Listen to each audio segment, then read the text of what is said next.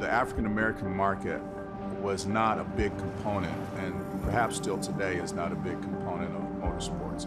Not because the interest isn't there, but I believe because we really haven't done a good job in the motorsports world to reach out to those communities of color. Mark Myles and Roger Penske wanted to meet with me to talk about an initiative called the Race for Equality and Change. I thought, that's great, let's just make sure this is meaningful. That is something that's going to be long term. I had a conversation early on with Roger Penske.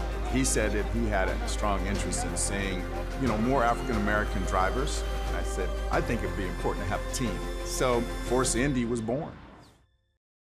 When we started Force Indy, it was extremely important that all of the positions, from the mechanic to the driver, were people that could buy into the concept and the mission. When it came to Myles Rowe, he had the talent and the skill to be our driver. On the racetrack, you have your own line, you have your own way of doing things, and nobody can tell you what to do. So once I saw that, it was like, this is how I really evolve into who I want to be.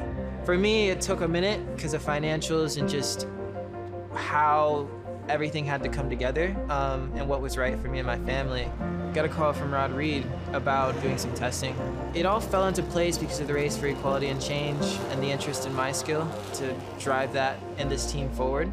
Force Indy is that, I'm hoping, a pipeline that will allow young people, black, brown, white, it doesn't really matter, to bring them into the sport and have them participate.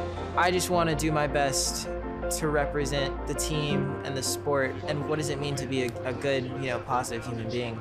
We have an obligation and a responsibility to represent not only ourselves as a race team, but also African Americans who are looking to us to say, these guys are good, these guys should be here.